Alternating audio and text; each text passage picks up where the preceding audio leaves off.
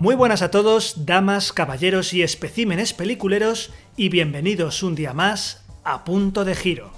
Tenemos muchas ganas hoy de presentaros la última película de Scorsese, El Irlandés, de Irishman. Es la película de la que vamos a hablar hoy, que se ha estrenado hace bien poquito, el pasado 15 de noviembre. Dirigida, como acabo de decir, por Scorsese y escrita por Steven Seylan, basándose en la novela He oído que pintas casas, de Charles Brand. ¿Cómo estás, Álvaro? Buenas tardes. Muy buenas, pues muy bien, estoy muy bien, con muchas ganas de comentar esta película.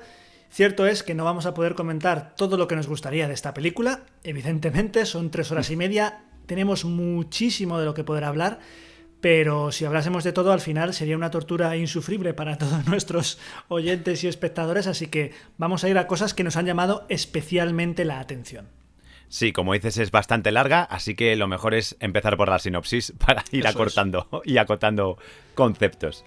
Bien, pues hablamos de Frank Sheeran. Empezamos con Frank Sheeran, que es el personaje que interpreta a De Niro, que es un veterano de la Segunda Guerra Mundial. Fue un famoso sicario y estafador que trabajó para figuras muy importantes de principios del siglo XX.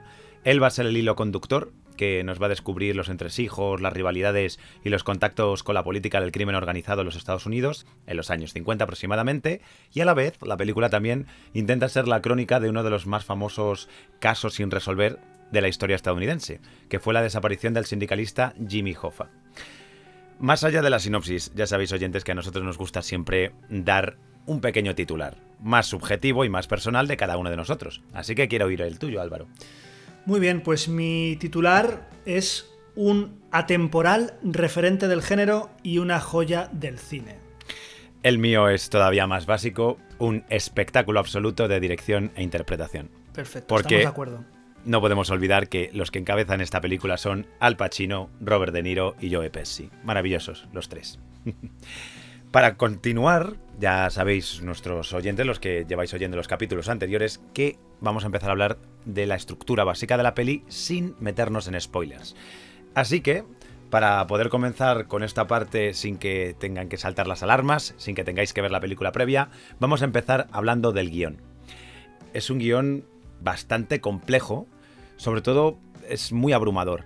Narra completamente todo el carácter humano de cada uno de los personajes que vamos a ir viendo, con un tono muy melancólico y a través de unas escenas, sobre todo las del diálogo, que me parecen absolutamente geniales, y con una sencillez de trama que podría chocar, ¿no?, con esta composición más compleja de guión en general, y a través de estos diálogos creo que le da una profundidad genial a todo lo que es la cinta.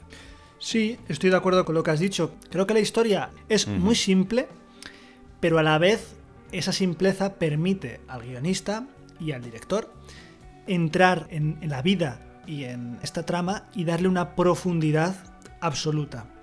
El guionista, que antes has comentado, sí, Steven Seylan, ya ha trabajado con Scorsese, trabajó en Guns of New York, por ejemplo, en el 2002.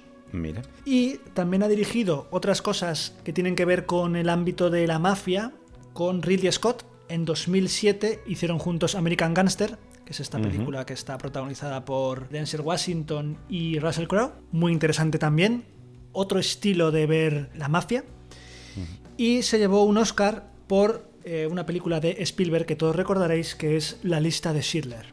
Como vemos, historias muy profundas, sí, y con un estilo narrativo muy propio. Muy acorde también a lo que quería contar Scorsese desde la dirección. ¿Qué decir de la dirección de Scorsese? Porque es absolutamente genial, tanto desde los planos que nos intentan contar las conversaciones cara a cara, ¿no?, de cada uno de los personajes, a planos secuencias muy bien utilizados como recurso. Para mí el plano secuencia siempre ha sido una descripción muy precisa del espacio que te quiere enseñar el director, pero la tensión narrativa no la pierde nunca. La cámara se va moviendo con la historia todo el rato.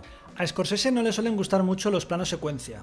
Es una cosa que no es santo de su devoción, prefiere filmar más incluso con cámara en mano. Scorsese es muy de Steadicam, pero manejándola a él, o sea, andando con la cámara, no con esos enormes planos secuencia en el que la cámara va para arriba, para abajo, por raíles y tal.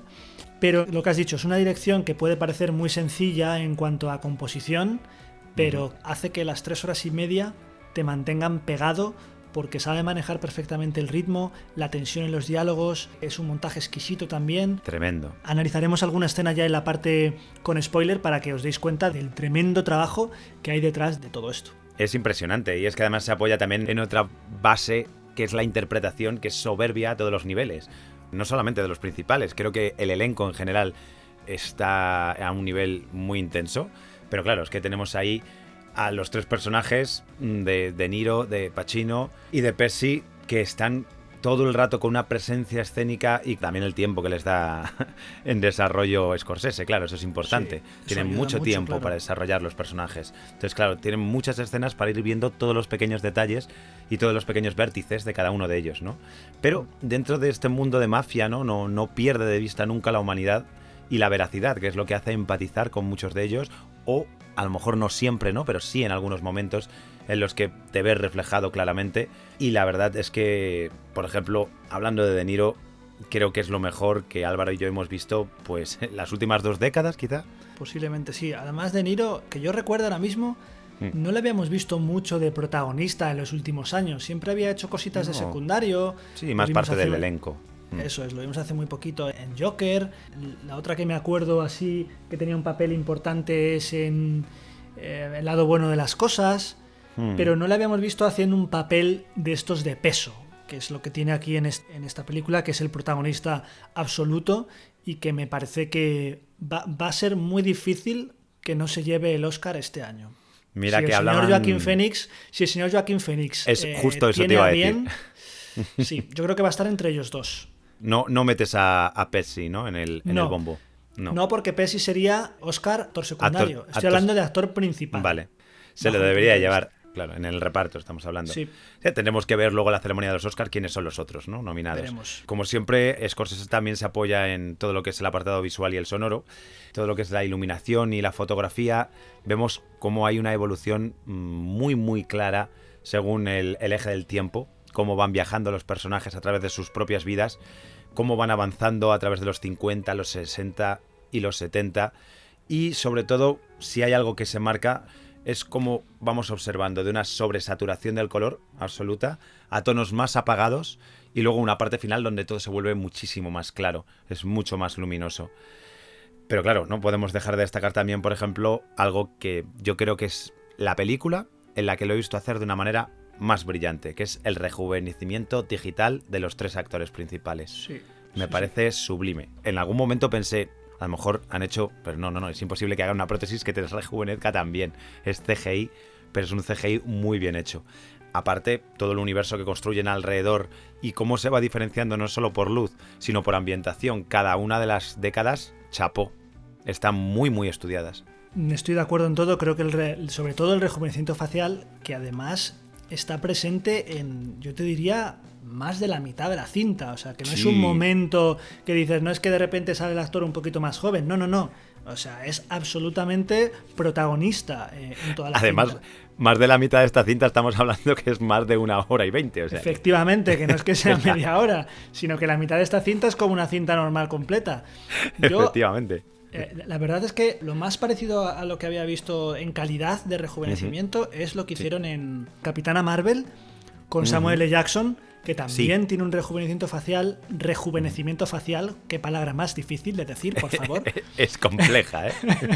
Tiene un rejuvenecimiento facial bastante bien hecho, pero esto ya traspasa todos los límites. Sí, esto ya es otro nivel. Ay, Sí, ¿dónde quedará ese bigote de Superman de Cavill, eh? En Queda fin, lejos. dejémoslo ahí. Hablemos del director de fotografía, que creo que hace un trabajo soberbio, que Cuéntame, es ¿quién el es? mexicano Rodrigo Prieto. Oh, mira. Un tipo que ha tenido ya varias nominaciones, todavía no le han dado el Oscar, pero ya ha tenido varias nominaciones por Silencio. La última ya no, pero la penúltima película de Scorsese. Ah, mira. Y Brokeback Mountain. Ajá. ¿Y Que, quién está en por Brokeback cierto, Mountain? Por cierto. Claro. Efectivamente, Es que ¿quién está en Brokeback Mountain? es un habitual Nuestro nuestro. amigo Jake Gyllenhaal. Oh, sí. O bueno, a ver Que, si por lo decimos cierto, bien, que luego va a venir aquí a nuestras casas a decir que su apellido sueco no se Sí. dice así, ¿eh? Que esa es otra. Sí. Gyllenhaal. Gyllenhaal. Si no habéis visto nuestra última crítica del canal, que es de los hermanos Sisters, por favor ya la estáis viendo, porque allí en esta película Gyllenhaal tiene un papel bastante bueno. Sí, es un papel bastante bueno, Sisters Brothers, sí. En fin. Hablábamos del mexicano. Eso es, sí. Que Rodrigo Prieto sí que ha trabajado con Scorsese, como hemos dicho, en Silencio, y también trabajó en El Lobo de Wall Street. Oh, joder. Y luego sí. ha trabajado haciendo cosas completamente diferentes a todo esto. Trabajó en Babel con Iñárritu en 2006. Mira. Ha trabajado con Almodóvar en 2009 con Los Abrazos Rotos. Toma. Y luego también en 2016 con una película que se llama The Passengers, que es una película de ciencia ficción, que no tiene absolutamente nada que ver, muy del espacio, muy tal. O sea, que es un tipo que sabe manejar perfectamente ya sé cuál es la de The Passengers, fotografía. Sí, de Chris Pratt. Sí, que parece como una historia romántica en el espacio. Sí. Efectivamente. Eso es. O sea, que lo que quiero decir es que maneja perfectamente los géneros y que puede hacer lo que le dé la gana. Sí. Y en esta película, ya lo veremos, lo hace. Lo hace como lo hace también, a ver si me puedes decir algo de ella, porque yo no he podido encontrar demasiado. Esta banda sonora, que además tira mucho de tema no original, sobre todo en todo lo que tiene que ver la ambientación de los años 50 y 60, utiliza muchas canciones de aquella época, que lógicamente ambienta de maravilla todo lo que es la película, pero también muchas veces son canciones muy locas o temas muy locos, que refleja un poco también la montaña rusa por la que van pasando los personajes, pero sobre todo es muy chulo como usa estas canciones, estos temas, tanto de forma extradiegética como diegética, y pasando de una a otra según le interese. Que, bueno, eso no es que sea algo muy innovador, lo podemos ver en muchos montajes, pero lo sabe hacer muy bien, la verdad. Vale, dos cosas. Si queréis saber lo que es diegético y extradiegético, os tenéis que ver la película y luego ir a la parte con spoiler, que lo voy a explicar. Ahora no, así os hago que os veáis la peli. Muy bien. Esta compositora es una auténtica desconocida. Quiero decir, yo también he estado investigando sobre ella y que yo sepa no ha hecho nada. Nada. Joder, pues a nivel, menudo debut. Claro, nada a nivel fílmico importante. Yo no sé si habrá hecho alguna colaboración en algún sitio. Su nombre es Sean Sara Sela. No tengo ni idea, no sé si tiene un grupo, sé que es actriz también, pero tampoco me he metido en IMDb y tampoco sale ningún trabajo como actriz, no lo sé. No sé si Scorsese la tenía guardada en un baúl y la ha sacado para hacer esta película, porque realmente no tengo ni idea. Solo sé que la música está muy bien escogida sí. Y que ese juego de diegético y extradiegético, que no sé si será idea suya o será idea de Scorsese, también está muy bien escogido y en momentos puntuales que hacen que esta banda sonora en esos momentos sea realmente brillante. Pues como tenemos, y ya lo hemos dicho al principio, unas ganas tremendas de hincarle el diente, por favor, Álvaro además os lo acaba de recordar, tenéis que ver esta película, vedla, dedicaros 3 horas y media para ella y luego volvéis con nosotros porque aquí empieza la parte con spoilers. Bueno, pues vamos a empezar como hacemos siempre, comentando un poco estos primeros minutos de la cinta para ya hacernos una idea de qué es lo que nos vamos a encontrar en esta tremendísima obra de 3 horas y media. David, por favor. Gracias por cederme la palabra. Los primeros minutos empiezan con un traveling por un pasillo con la banda sonora que tenemos de fondo. Es un traveling que se toma su tiempo para que veamos bien en qué tipo de pasillo estamos entrando. Estamos entrando a través de una residencia, vamos viendo todo tipo de personal y pacientes o usuarios que están allí, residentes, con lo cual nos marca muy bien tanto, como digo, el tiempo interno como ese tiempo externo, esa pausa, ¿no?, que se toma Scorsese para mostrártelo bien, pese a que antes hemos comentado que no es un hombre muy de plano secuencia, pero aquí les ha sacado mucho partido, la verdad. Sí. Hasta llegar a la habitación del personaje de Frank Sheeran, donde le vemos ya anciano en una silla de ruedas y donde conectamos con esa voz en off que ya ha venido durante todo el pasillo presentándonos, ¿no?, lo que empieza a ser la historia y que se turna en on, que yo esto no lo he visto muchas veces, pero me ha gustado mucho verlo aquí, y de repente la voz en off pasa a ser la voz en on directamente de él que nos cuenta, ¿no? Sin necesidad siquiera de mirar a cámara, continúa la historia. También se la cuenta un poco a sí mismo. La verdad es como si estuviera recordándolo, con ese inicio de tono melancólico que ya está en él, en ese personaje de Frank Sheeran, y que vamos a ver además que contagia toda la película a través de la dirección. También exponen en los primeros minutos todo ese viaje que vamos a ver que se desarrolla hasta cierto punto de la película, pero que básicamente es uno de los planos que visita Scorsese, de los 4 o 5 que nos plantea a la vez, porque así es, hace malabares todo el rato, y donde nos va a enseñar qué es la mafia, con este eslogan de "he oído que pintas casas", con unos intertítulos muy claros, de blanco sobre negro.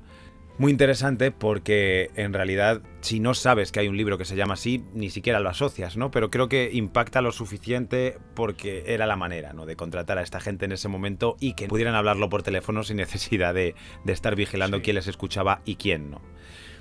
De ahí inicia el viaje, o sea, esos intertítulos dan paso al viaje en coche que va a hacer con el personaje de Joe Pesci, que en principio no sabemos muy bien a dónde va, ya lo iremos descubriendo, es un viaje que se va produciendo por secuencias, con el personaje de Joe Pesci, como digo, que es Russell Bufalino, también un personaje muy importante dentro del mundo de la mafia y de todo lo que es el crimen organizado. Y más allá de ese viaje que podría ser, ¿no?, otro viaje con motivo de dinero, que también lo es, efectivamente, pero más allá es un viaje vital de los dos personajes. Aparte de que es un viaje vital de los dos personajes, es un viaje que va a acabar en muerte. No lo olvidemos. Una de las cosas que más me gusta de estos primeros minutos y que has destacado tú al principio es esa utilización de voz en off y de narrador, porque me parece muy interesante que sea De Niro, no que sea De Niro que cuente la historia, que eso pues está así, ya está escrito, pero que parezca como que nos la está contando al espectador, como si fuese una especie de entrevista, como si fuese una especie de confesión, porque como tú bien has dicho, eso... Sí. Para mí, ya marca que todo esto no deja de ser una confesión desde un hombre que ya está en los últimos momentos de su vida, en la que vamos a ver, no de manera positiva, sino de manera de que una persona mayor repasa su vida y, por tanto, lo del viaje vital que empieza con Bufalino, con Russell, tiene más sentido todavía, porque vamos a ver un viaje vital, claro, no solo porque vamos a ver a estos dos viajando en coche, que al principio puede dar la sensación de que vamos a asistir a una road movie, pero realmente no. Realmente al final este viaje no deja de ser una excusa para seguir contando otras cosas.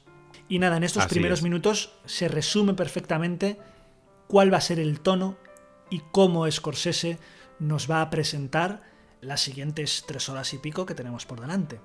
Y de hecho, bueno, con respecto a esa presentación, como tú dices, marca muy bien el tono, marca muy bien el estilo y presenta unos personajes en 4 etapas muy distintas de su vida. Estamos recorriendo 3, incluso 4 décadas desde, digamos, la madurez vital de ellos hasta la vejez y, como tú dices, incluso terminando en la muerte, ¿no? O sea que uno de los aspectos más importantes a trabajar, teniendo en cuenta que trabaja todo el rato con los mismos actores, es el rejuvenecimiento de los mismos. Sí, lo decíamos en la parte sin spoiler. Creo que es la película en la que se ha utilizado esta técnica de una manera más potente.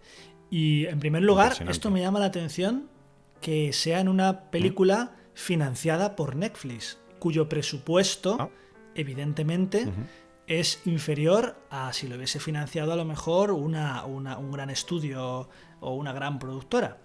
Y me gusta que además lo haya hecho así, porque si hubiesen utilizado, como hacen otras películas, que no pasa nada, pero si hubiesen utilizado otros actores haciendo de joven, en una película tan larga, creo que hubiese llegado un momento en que tú hubieses diferenciado a ambos actores. Entonces creo que desde el principio hasta el final, ese actor que tú estás viendo, Robert De Niro, es Frank Sheeran.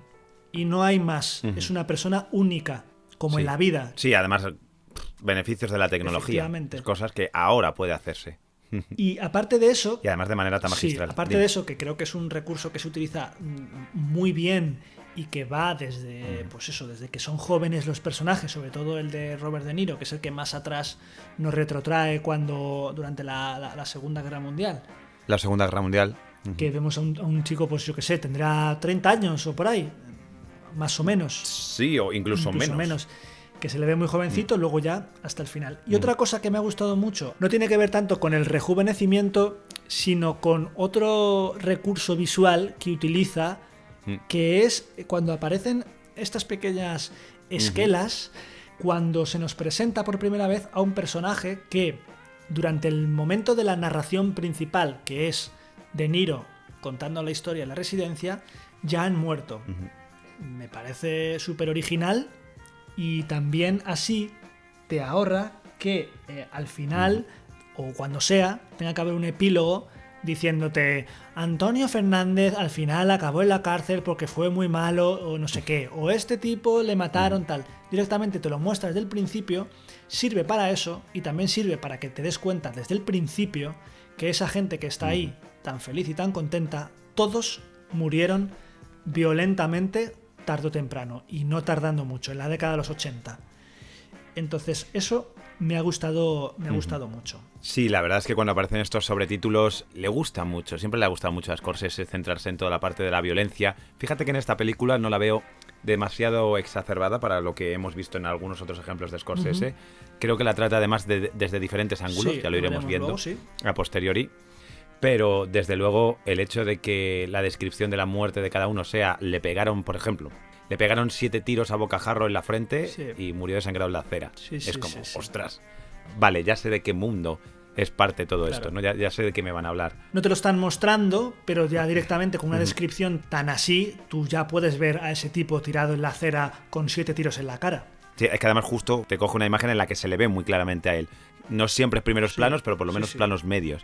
Para que digas, no, claro, es este de aquí. Pero claro, es que está jugando con 4 líneas de tiempo a la vez. Que si no hiciera estas concesiones a guiarte un poco mientras la narración va sucediendo, yo creo que sería mucho más loco todavía. Y aún así, las maneja muy bien. Porque estamos, como tú dices, desde el punto de partida, que es el geriátrico, y es Robert De Niro, Frank Sheeran, contándonos la historia, el viaje, esa supuesta introducción a Road Trip, que no lo es, pero que sí que tiene un peso muy importante y que de hecho narra, yo creo que uno de los hechos más importantes de la historia, que también lo veremos. Luego, cómo se retrotraen al pasado, desde los 50, 60 y 70, y cómo desde el propio pasado aluden, por ejemplo, esa escena que decías tú de la Segunda Guerra Mundial, a un pasado aún anterior.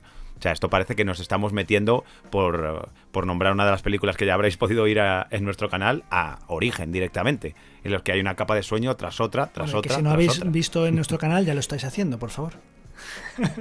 Sí, por favor, ya sabéis que es muy fácil. Punto de giro Origen y lo encontraréis rápidamente en el YouTube.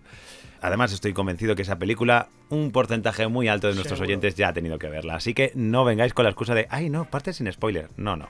Aquí os lo podéis escuchar perfectamente entero, estoy seguro. Volviendo al tema de los 4 tiempos, desde los incluso 5 a veces, de estos planos de tiempo que va superponiéndose, están montados de una manera tan cuidada. Es que da gusto. Y además, no solamente es por la manera en que hila, siempre hay una relación. O sea, salta de un tiempo a otro no de casualidad, sino porque hay una escena que enlaza con la razón que la generó en el pasado o con la consecuencia de ese pasado que tiene en el futuro. Es una pasada. Y aporta, de esa forma, y sin perderlo en ningún momento, un ritmo externo muy, muy, muy chulo. Muy bien elaborado, muy bien hilado. Lo que consigue sobre todo es romper un poco la linealidad que hubiese sido esta historia si nos lo hubiese contado en orden cronológico. Si hubiese empezado desde la Segunda Guerra Mundial, luego los 50, tal. Si lo hace así, hubiese sido una película como muchas otras, completamente lineal, con algún que otro flashback quizá, pero ya está. Y yo creo que se hubiese hecho... Claro, el ritmo externo además ahí hubiera bajado seguro. Entonces yo creo que esto hace que la película, que ya de por sí Scorsese sabe que es larga, pues dice, bueno, pues vamos a hacer todo lo posible para que ese ritmo y para que esa linealidad que podría resultar pesada no sea así. Y una de las cosas es mezclando todas esas líneas de tiempo y mezclándolas, ayudándose sobre todo de el narrador. El narrador es básico, ya lo comentabas tú, claro, desde el principio de la película. Desde el principio es básico, porque aparece ya en el primer minuto, aparece una persona narrando.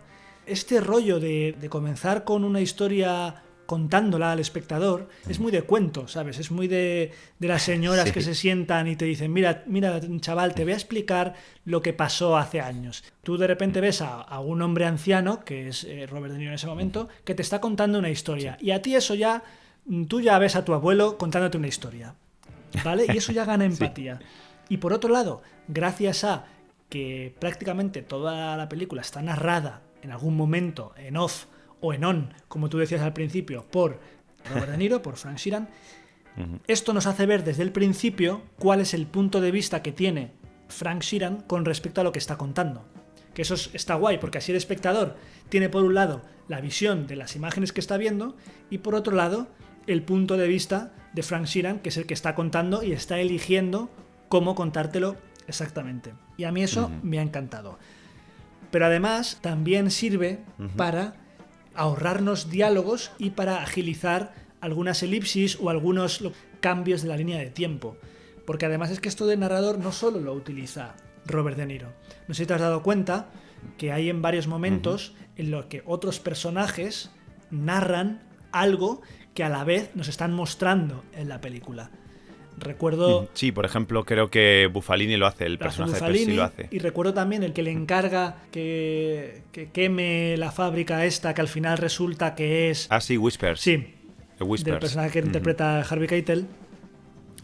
Pues ese actor, que creo que es Bishop de Alien, si no me equivoco, pues... Ya decía yo que me sonaba la cara. Pues ese actor lo que hace es, le está contando cosas a Robert De Niro y de repente dejamos de ver la escena que está haciendo con Robert De Niro y funciona como narrador de lo que está contando y que estamos viendo en escena sobre cómo es la fábrica, lo que tiene que hacer, lo que no tiene que hacer. Es decir, que lo utiliza no solo en el personaje principal, sino que lo utiliza también con otros personajes. Y eso le da una agilidad y le da un ritmo que en ningún momento te cansas. Claro, y además te explica perfectamente sin necesidad de meter más metraje, porque ya la voz te está contando lo que pasa. Se junta lo que te está contando la voz más lo que estás viendo, más el recurso visual. Entonces es que ya no hace falta ni que haya más diálogo, ni que de repente tengamos ahora unos planos recurso en el que veamos dónde está yendo Robert De Niro. No, lo hace todo junto y eso es maravilloso. Y es maravilloso porque le ahorra tiempo al espectador, le aporta ritmo a la película y encima hace que la trama siga, sí. avance, constantemente está avanzando. Y si encima en esta trama estamos viendo unos personajes interpretados por este trío, pues, ¿qué te voy a decir? Si nos metemos ya a hablar de ellos... Metámonos. Pues vamos a ello. Por ejemplo, para empezar, el personaje de Jimmy Hoffa, que es precisamente este hecho que ha querido destacar o rescatar de alguna manera de la historia, en este caso sin resolver, de los Estados Unidos, de este sindicalista que desapareció, Jimmy Hoffa, representado por un Al Pacino que, fíjate, que dentro de esta interpretación tan potente que tiene, dentro de este carisma y este temperamento que aporta el personaje, de hecho, en una declaración que he leído de Al Pacino, confiesa que lo que más le costó fue comulgar estas dos cosas, ¿no? El hecho de que sea un tío con una capacidad y con un carisma tremendo y a la vez con un temperamento muy fuerte. Claro. Muy fuerte, de manera que puede parecer incluso que se le va la cabeza en muchos momentos, pero sin dejar de perder la humanidad. Eso es muy complicado. Es que si haces solamente la parte de cascarrabias, no empatizas como espectador, y en el momento que vas viendo que va a acabar mal, no te llegaría tanto. Y si solo utilizara la parte carismática, sería como, vale, sí, no me vendas motos, porque sí, muy carismático, pero al final era parte de todo este entramado mafioso, aunque de otra manera, pero era parte de este entramado. Sí, digamos que es la parte más de negocios, claro. ¿no? Los negocios sucios, los negocios turbios se representan mucho con el personaje de Hoffa. Sí. Fíjate que te diría que de las tres interpretaciones principales es la que menos me destaca dentro del papelón que es y de lo bien que lo hace Al Pacino. Es que además es Al Pacino, ¿no? Estamos hablando de cualquier actor. Con respecto, por ejemplo, al personaje de Pesci, que hacía muchísimo que no le veía en pantalla, por cierto, es que Pesci, impresionante. Pesci estaba retirado y ha vuelto para hacer esta película. Por eso... De hecho, le convenció Robert De Niro, por lo visto, para poder hacerla. Hacía mucho que no hacía nada y ha hecho esta película. Puntualizando una cosa que has dicho de lo de Al Pacino, creo que sí, que es la interpretación que menos brilla, pero creo que eso también es muy inteligente, porque creo que si Al Pacino o Scorsese o ambos dos hubiesen querido que la interpretación brillase, lo hubiese hecho, pero yo creo que en este caso se cumple una regla que para mí debe cumplirse, que es que los secundarios, los actores de reparto, son actores de reparto. Cada uno tiene que saber exactamente qué peso tiene, qué papel efectivamente. Tiene. Y creo que Jimmy Hoffa tiene un peso muy importante, pero evidentemente hacia donde se inclina la balanza siempre va a ser hacia Robert De Niro. Entonces creo que es muy inteligente. Posiblemente. No obstante, dentro del reparto, como comentaba, el papel de Russell Bufalino, de Joe Pesci, me parece bestial. Rescatamos esa parte inteligente de Scorsese que acabas de destacar. No destaques por encima del personaje de Frank Sheeran. Desde luego menos peso que Frank en la trama tiene. Al nivel de Hoffa, más o menos. Pero es que cada vez que aparece en pantalla, esa calma, esa presencia escénica... Bueno, la presencia tiene que ver con el actor, pero la calma es del personaje. Y desde esa calma sabe transmitir tanto con unos diálogos tan bien dirigidos, con un guión tan bien hilado en cada conversación que tiene, especialmente con las que tiene con Frank, que le puedes llegar a ver como un personaje entrañable, que te apetece que te cuente cosas, pero al mismo tiempo sabes todo lo que hay detrás, sabes cómo planea, cómo planifica, es como el que está detrás de los hilos, ¿no? La mente maestra, el que domina todo. Lo difícil del personaje de Bufalino, que interpreta Joe Pesci, es lo que tú acabas de decir, que en tan poco tiempo de pantalla puedas cubrir un abanico tan grande como de ser el abuelillo que va contigo a la bolera a... Que de hecho se nos presenta así en la escena de la gasolinera. Eso es. Es como, mira qué tipo más majo. Qué tipo más majo. A el tipo que puede llegar a su casa manchado de sangre, con una mirada qué escena. impertérrita, o el tipo que puede hablar con Frank para decir que hay que matar a Jimmy Hoffa porque es que ha llegado a un punto en el que lo mejor es eso. O sea, ese abanico tan grande que Robert De Niro tiene 3 horas para desarrollarlo, el personaje de Bufalino tiene nada. Si contamos lo que está en escena, no creo que llegue ni siquiera a los 40 minutos. Entonces, eso es lo que a mí me parece lo más complicado. Es magistral, y sobre todo, una cosa que creo que hemos dicho en la parte sin spoiler, creo que estos 3 personajes son como 3 patas de un trípode y cada uno representa, bajo mi punto de vista, un tipo de mafia, entre comillas, ¿vale? Por un lado tenemos, como tú has dicho, a Jimmy Hoffa, que representaría estos negocios turbios, pero que de cara a la galería todo es correcto, no hay ningún problema, no pasa nada, es un tío alegre y tal. Por eso, como hablaremos después, el personaje de Peggy es el único al que le gusta, es el único con el que empatiza. Por otro lado tenemos a Joe Pesci, que es un poco la mente de todo esto, es esa parte de la mafia que está detrás y que planifica. Y por otro lado tenemos a Frank, el personaje interpretado por Robert De Niro, que cualquier adjetivo se nos va, ¿vale? Para poder... Sí, se nos queda corto. Sí, o sea, para poder hablar de cómo es la evolución de este personaje, de por todos los sitios por lo que pasa, de cómo maneja Robert De Niro la contención, que él sabe manejar tan bien y que ya lo hemos visto en otras películas, pero a la vez con esa mirada, con esos silencios, o sea, me parece absolutamente espectacular. Es espectacular, lo es. Y cómo, hablando de estas 3 patas, sería como una tercera pata, que sería la ejecutora. Entonces, tenemos a Jimmy Hoffa, que sería como la publicidad, el eslogan.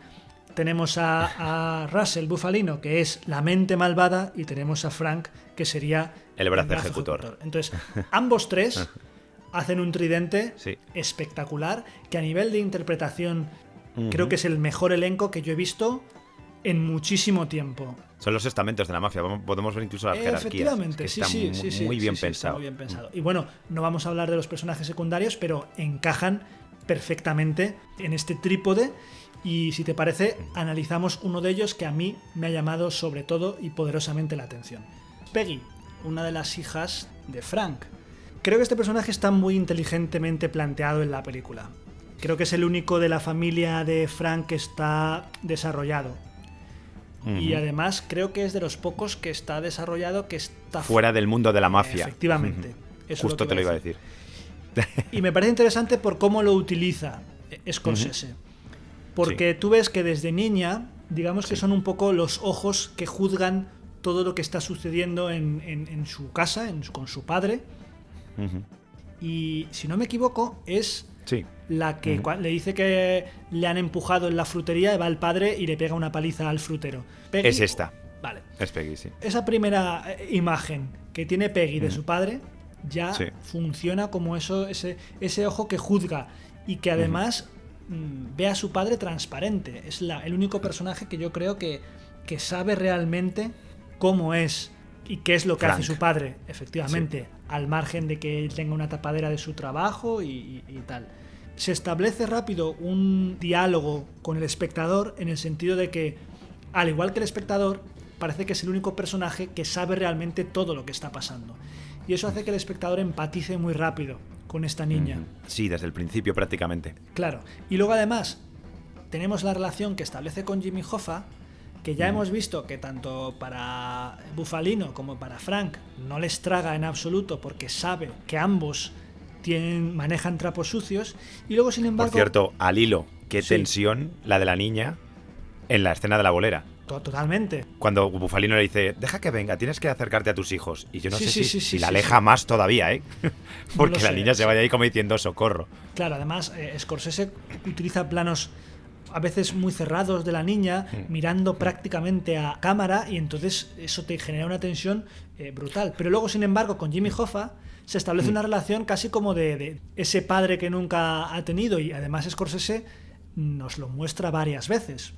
Sí, usa varias escenas en las que aparece casi como el tío cachondo, ¿no? Eso el tío es. que es majete, que te compra un helado. Efectivamente. Y esto enlaza muy bien con lo que acabamos de decir de esos 3 pilares, esos 3 estamentos de la mafia, porque creo que aquí Scorsese, de una manera o de otra, más o menos velada, nos quiere dejar un poco ver la idea esta de que, aparte de que está la mafia esta que se ve, tipos que van con pistolas y cometen asesinatos y tal, aparte hay una mafia y hay una cosa que no se ve, y hay un buen rollismo que tiene mucho que ver con la política de los 60 y la política del 2020, ¿vale? Sí.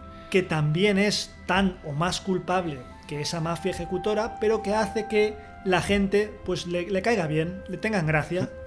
¿Vale? Sí. Y no sé si será una crítica un poco a Trump y a su rollo este de sí, yo caigo bien a todo el mundo, pero luego por dentro soy un bicho y las cosas que manejo son mucho peor que a lo mejor asesinatos a sangre fría. Sí, es más calculador, es esa cara del personaje que tiene controlado todo lo que está haciendo, de espaldas a la galería, vamos a decir, pero de que la galería es el más populista, ¿no?, del mundo. Es un poco lo que le pasa a Trump. Les voy a decir a la gente lo que quiere oír, claro. Luego ya haré yo lo que tenga que hacer.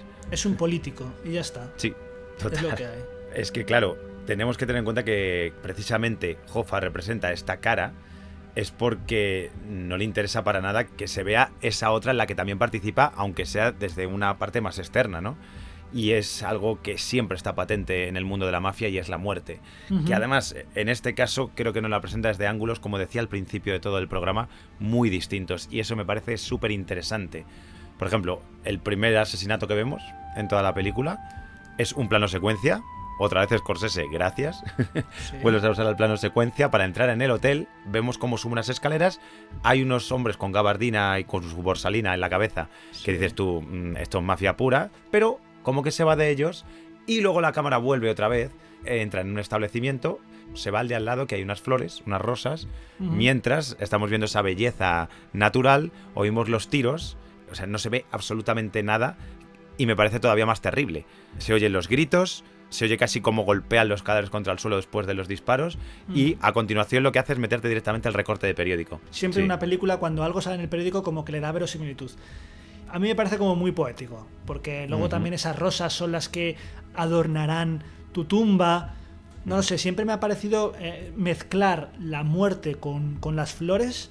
Y bueno, aparte, la poética también la... Dime. No, que digo que aparte de este recurso que utiliza en este caso, luego utiliza otros recursos, como por ejemplo la cámara lenta.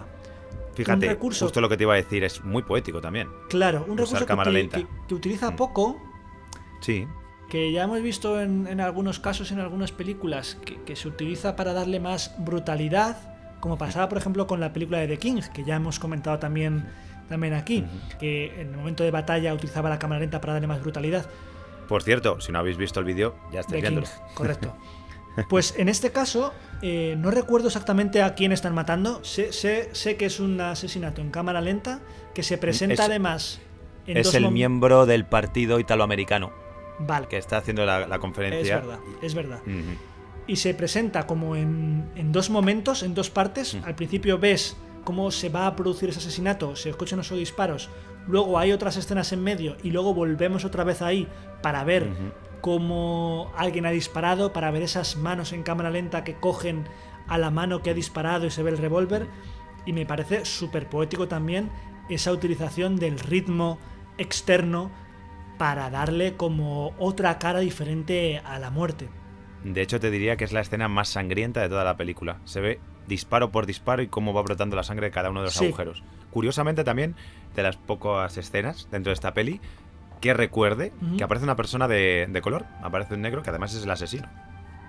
Sí, curioso, no sé si tendrá algún tipo de lectura. Sí que hablan algo de Jimmy Hoffa como sindicalista, que por un lado estaba a favor del movimiento de liberación de los negros y tal. Ahora mismo no recuerdo.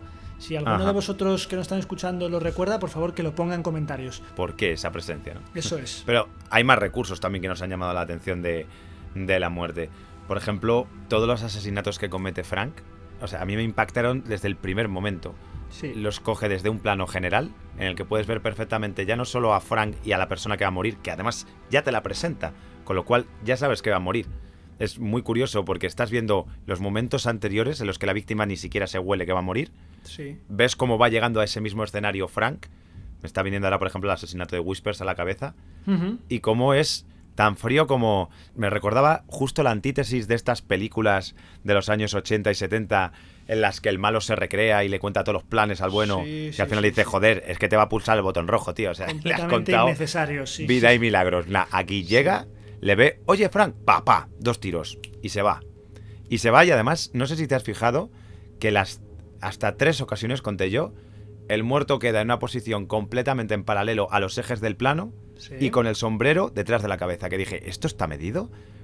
Porque se ha tirado para quedar justamente en composición. Me pareció alucinante. Pues lo del eje seguramente sí que esté medido. Lo del sombrero no lo sé. No sé si ya es más casual o no. Pero me llama mucho la atención que sean estas muertes las que infringe Robert De Niro, las que de dirección son más sencillas. Sí. Es una cosa que leí el otro día en una entrevista que Scorsese le había dicho al director de fotografía, que quería que los planos de Niro y las muertes de De Niro quería que fuesen lo más simples y lo más sencillas. Ninguna floritura visual, ni ningún plano así raro de estos de... No. Y creo que encaja perfectamente con la idea esta de la película de mostrar a un personaje, al de Frank Sheeran, tal cual es. Son los puntos fuertes de un sicario, ¿no? Si quieres ser un buen sicario tienes que ser rápido, eficaz y ya está, y fuera. No liarte. Haces el trabajo y no te complicas. Eso es. Y aparte de estas muertes, también hay una cosa que me llama la atención, que es el miedo a la muerte. Se utiliza muy bien también en esta película. Sobre todo, hay una parte que me parece brutal, que es cuando... La escena del coche. Eso es, la escena del coche, cuando la mujer de repente se ha visto antes que han amenazado al que ocupa el puesto de sindicalista después de que echan a Jimmy Hoffa, haciendo explotar un coche. Y luego vemos cómo la mujer se monta en el coche y cómo está rodado eso con esa tensión absoluta, porque de repente ella no sabe, y el espectador tampoco, si cuando va a meter la llave y va a pulsar el contacto, el coche va a explotar o no. Eso da a entender de una manera muy visceral que el miedo que genera la mafia es su principal arma. El miedo a que puede en cualquier momento saltarte el coche por los aires o llegar un tío a un restaurante mientras están celebrando tu cumpleaños, meterte 2 tiros y marcharse de allí, ¿sabes? Total, corta, o sea, es que está muy bien marcada la tensión, aparte por cómo usa los planos de la cara de ella, las llaves colgando, y cómo de repente cuando ella piensa, la banda sonora, no sé si te diste cuenta, corta, pero corta de golpe. Sí. Estamos oyendo una música que está de forma externa, ¿no? Ahora lo explicarás después, lo extradiegético, y de repente cuando ella duda hace la música, clac. Sí. Y dije, ostras. En fin, pues pasamos ya un poco de esto de la muerte, porque si estuviésemos hablando de todas las muertes habría mucho de lo que hablar, y vamos un poco a hablar de todo lo que tiene que ver un poco con la fotografía, la ambientación, las cosas que más nos han llamado la atención, y luego, si te parece, pasamos un poco a la banda sonora de esta muchacha desconocida. Pues me parece bien. Además, como has hecho varias alusiones a la banda sonora, creo que te la voy a dejar a ti. Pero creo que en cuanto a ambientación y fotografía, a ver, 2 cosas con respecto a Scorsese en este sentido. Creo que es un tipo que maneja muy bien y además se está moviendo en un terreno y una temática que conoce perfectamente.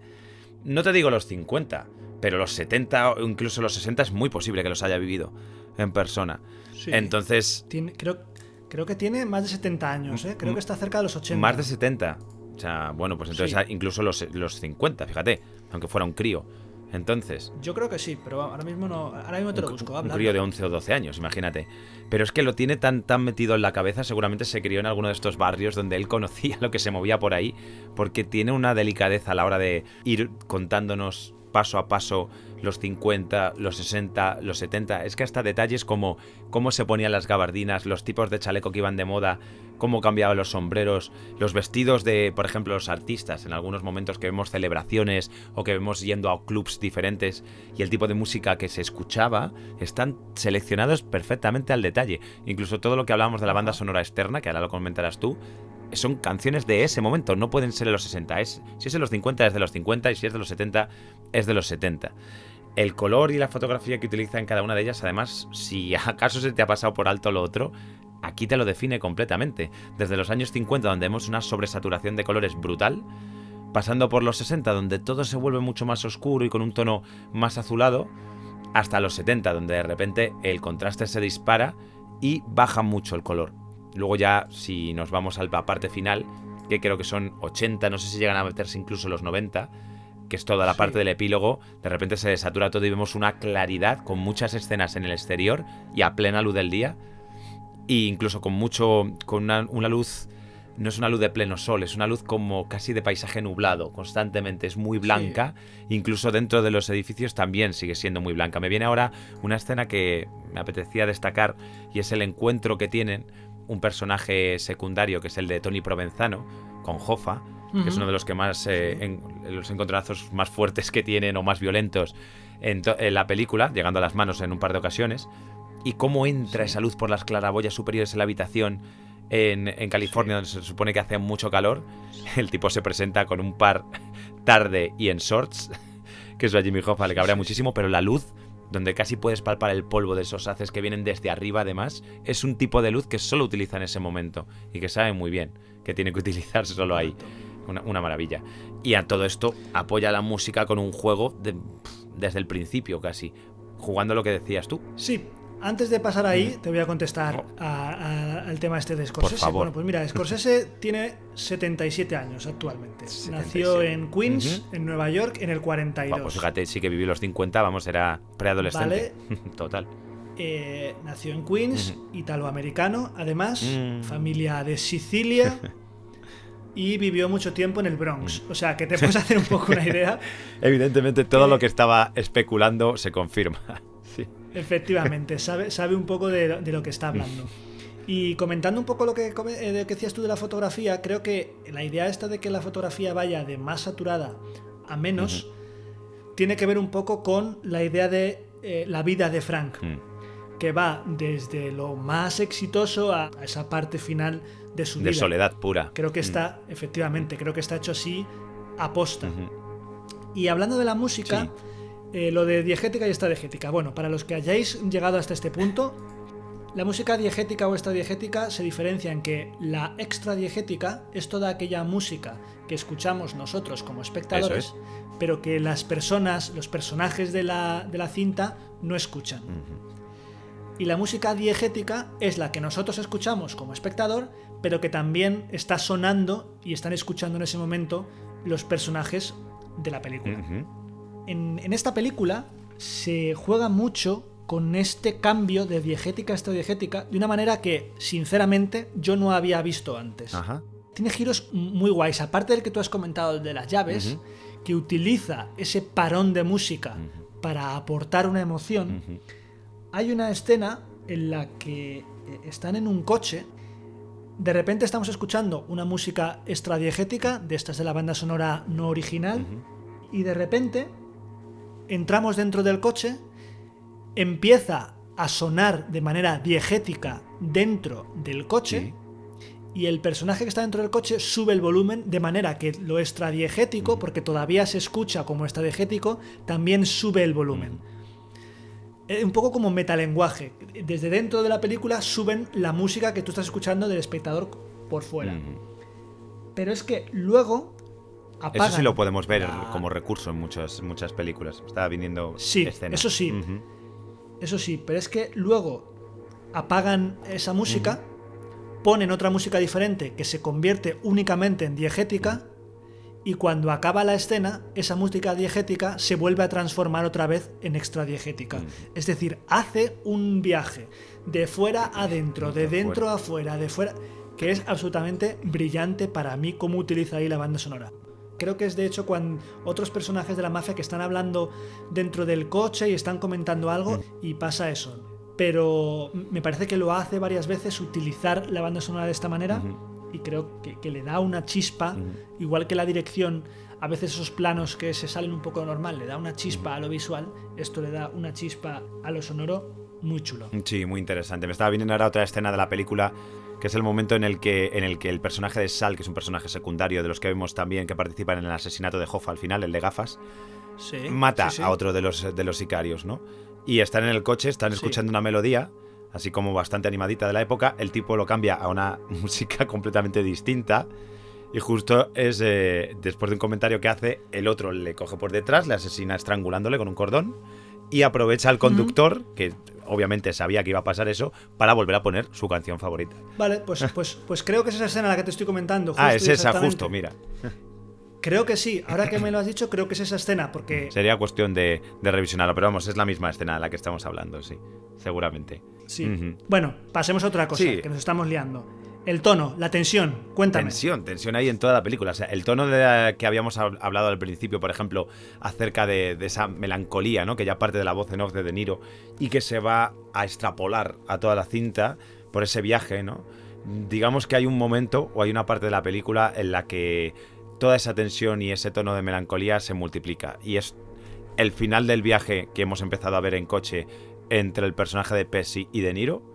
Y la manera en la que está dirigido, por ejemplo, me viene ahora el plano en el que ellos aparcan en el aeropuerto, un aeropuerto privado. Él coge el jet y de repente desde el jet, por la propia ventana del avión, va viendo cómo pasa delante del coche donde está Pesci esperando tranquilamente. Me parece que genera una tensión brutal porque además se toma su tiempo para ver cómo va andando la pista. Y luego cómo se detiene en cada plano de todos los pequeños tramos que tiene que recorrer Frank para llegar a su objetivo. Y siempre después de cada tramo hay una alusión directa, o casi un primer plano, te diría, a la cara de Frank.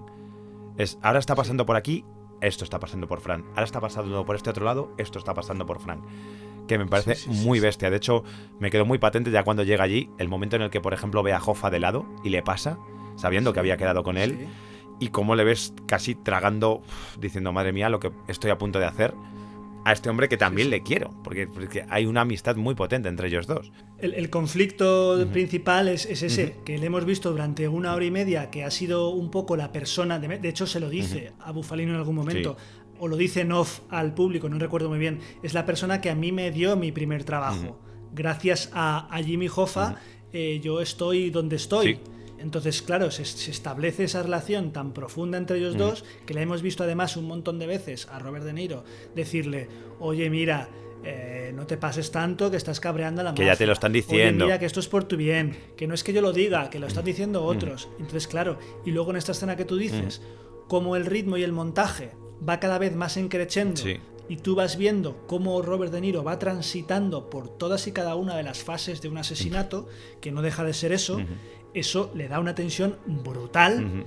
Y en el momento de la muerte de Hoffa, o sea, yo me quedé como planchado, porque es como creciendo, y de repente, ¡pum! Sí, pero creo que ese último giro está muy bien pensado. Porque es que todo está desde ese ritmo que tú dices que va creciendo, ciertamente va creciendo. Vas viendo un aspecto, o sea, te lo intenta presentar de una forma totalmente objetiva. Desde, por ejemplo, el plano del tendido eléctrico donde el coche pasa y luego se vuelve a ir, el coche rojo en el que van ellos, que está desde un ángulo en picado, hasta la entrada de la casa donde estás viendo cómo el otro está acuchillando el suelo para que no manche, que no lo ves hasta después, pero dices, ¿qué coño hace aquí, el Sally, acuchillando el suelo? Los otros dos ahí en la mesa jugando cartas y comiendo, diciendo, ¿qué está pasando aquí? Hasta el momento en el que aparece con él, y es que el propio Hoffa lo reconoce nada más entrar en la casa. Ve cómo está puesto el suelo y dice, vámonos de aquí. Y dice, no, tú no te vas, papá. No dice nada, lo piensas, pum. Y es ostras. Es que sabes que lo va a hacer y aún así te sorprende. Creo que esa es la magia, ¿no? De, a lo mejor se arrepiente. Quizá el espectador todavía está pensando, puede que pase otra cosa, puede que sea otro tío el que aparezca y le meta 2 tiros a Hoffa. No. Es él. O puede que hable con él y le diga, oye, vete de aquí, que te van a matar. Que me han dicho que te mate, vete de aquí, yo digo que me has dado, lo has hecho, lo que sea. Sí. Yo creo que hasta el último momento pensaba, hay una posibilidad de que esto no pase. Pero bueno, al final pasa.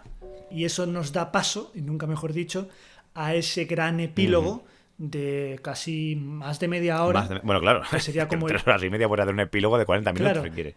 El último acto donde se ven todas estas consecuencias, donde vemos que prácticamente todos pasan por la cárcel. Sí. No por el asesinato de Hoffa, sino por otras cosas. Sí, porque el asesinato de Hoffa queda sin resolver, tal cual como pasó históricamente también. Sí. Hasta 7 años después no se le dio a Hoffa por oficialmente como muerto y no se ha encontrado su cuerpo. Muere en el 75 y hasta el 82 no se declaró oficialmente como muerto. Aquí te proponen que lo incineraron, sí, claro, que sería lo más lógico si le hubieran asesinado, Eso es. claro. Pues en este epílogo vemos a Joe Pesci y a Robert De Niro en la cárcel, en el que de nuevo hay unas escenas que a mí, permíteme la expresión, me han dejado con el culo torcido. O sea, yo no sé cómo han hecho para que Joe Pesci parezca que es un abuelo anciano sin dientes, con ese temblor de la mano. O sea, me parece absolutamente brutal cómo está interpretado desde el lado de Pesci, sobre todo. De Niro también tiene su rollo, pero es que Joe Pesci, en esos últimos momentos de su vida, cuando además va con esa silla de ruedas y se va a la iglesia tan feliz, tan contento, y en off te dice Frank, de la iglesia pasó a la enfermería y fue la última vez y no le volvimos a ver. Sí. O sea, me parece una construcción externa de personaje, aparte de que sea maquillaje, de prótesis, de rejuvenecimiento facial, o sea, envejecimiento facial, me da igual. Brutal. Es bestial por parte de los dos, pero tiene razón, que a mí también me llamó muchísimo más la atención el de Pesci. O sea, es que es brutal, es que dices, esto ya no es CGI, o sea, esto es un maquillaje de la leche, pero ya no solo el maquillaje, que esto es brutal, es él, es cómo lo está llevando. Claro. Y a partir de ahí, cómo vemos estos últimos días de la mafia, cómo vamos viendo a De Niro, cuáles son las consecuencias de que queda solo, pero no es que solamente quede solo él como mafioso, sino que realmente ha quedado solo en su vida. Sus hijas pasan de él. Vemos ya al personaje de Peggy de mayor, interpretado por Anna Paquin. Oh, Dios mío, pensaba que nunca lo ibas a decir. Lo he dicho. Anna Paquin, perdóname. Y la vemos que le deja solo, aunque esté muriéndose, aunque ya esté ahí con un poco de apoplejía, que prácticamente no se puede ni mover, le vemos comprando un ataúd. O sea, que es una cosa que yo creo que yo no he visto en ninguna película de la mafia, que un mafioso vaya a comprarse su propio ataúd. Es muy fuerte. Y elige el verde. ¿Vale? El verde de irlandés. El verde de irlandés, totalmente. Y el color del primer camión que él conducía, que era verde también. Efectivamente. Y el nicho donde quiere que le entierren, o sea, es espectacular. Cómo vamos viendo escenas cotidianas de esa decadencia, tanto de él como de la mafia, y cómo él sigue siendo las normas de la mafia hasta los últimos momentos de su vida. Que ya la entrevista esta que tiene con los policías al final del FBI, que le dicen, vamos a ver, si todo el mundo está muerto ya, Frank, por Dios. Sí. Si es que ya da igual, para quitarte ese peso de encima, dinos lo que ha pasado. Y aún así, él sigue negándolo.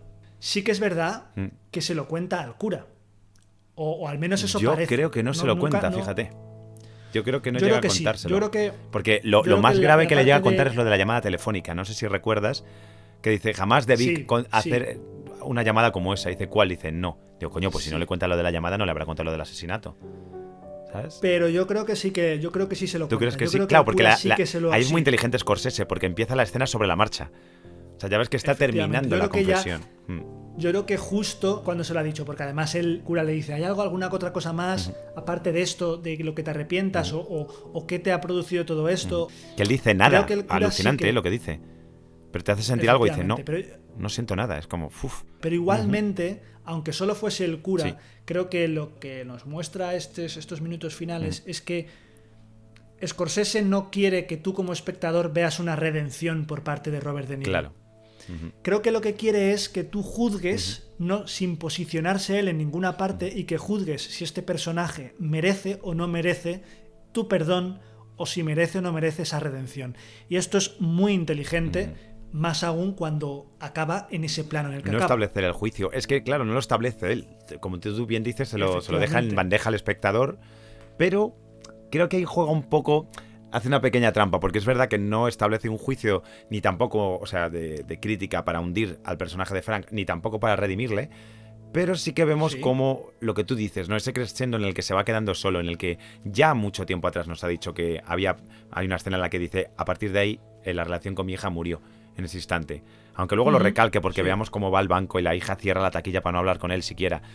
Y él sigue buscando a alguien y dice, bueno, pues tendré que vivirlo solo. Ese último plano en el que vemos cómo él está otra vez en la residencia, con el cura, por cierto.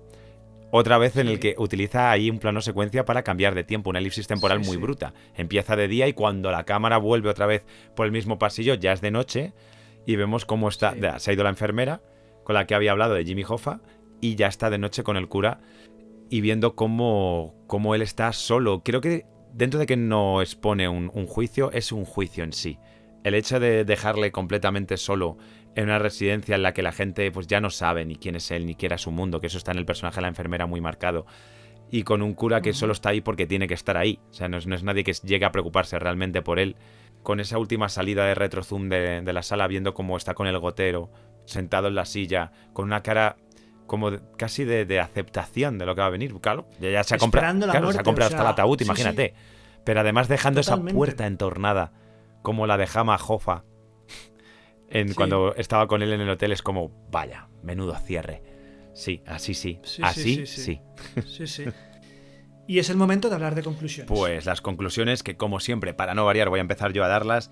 Básicamente, hay 3 cosas muy claras sobre esta película que me gustaría concluir. Por una parte, creo que Scorsese con este último ejercicio vuelve a demostrar esa maestría que tiene como director. Está, según hemos ido comentando en este programa de hoy, en todos los pequeños aspectos y los grandes aspectos de esta película lo demuestran. Creo además que está rodeado de sus actores fetiche y que estos están en estado de gracia. Los 3, es una maravilla verles trabajar juntos y verles trabajar con este director. Y de hecho, creo que esta mezcla tan maravillosa y tan exquisita deja esta película por encima del género en el que se encuadra, porque es puro cine, tal cual. Muy bien, pues yo voy a ser muy breve.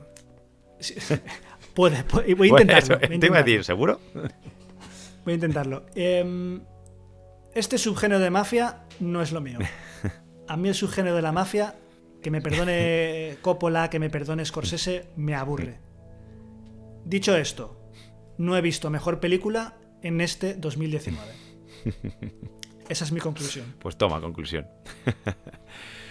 Ay, pues desde aquí ha sido un placer como siempre para nosotros poder comentaros esta película. Veníamos con muchas ganas, como siempre, quizás especialmente ante un espectáculo como este se potencia todavía más nuestro espíritu cinéfilo como especímenes peliculeros, al igual que vosotros que estáis ahí al otro lado. Ha sido un placer acompañaros durante esta casi hora que hemos intentado concretizar lo máximo posible esta película de 3 horas y 20 para que podáis tener los detalles que a nosotros más nos han impactado. Y bueno, no sé si antes de despedirnos, Álvaro, ¿quieres decir algunas palabras?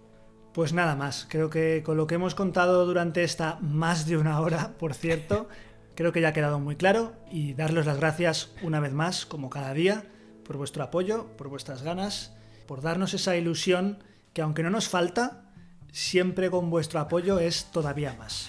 Recordaros que nos vais a encontrar siempre en nuestro canal de YouTube, que nos tenéis en formato podcast en iVoox también. Recordad Punto de Giro Cine y la película que queráis ver, y lo podréis ver inmediatamente ahí en el YouTube.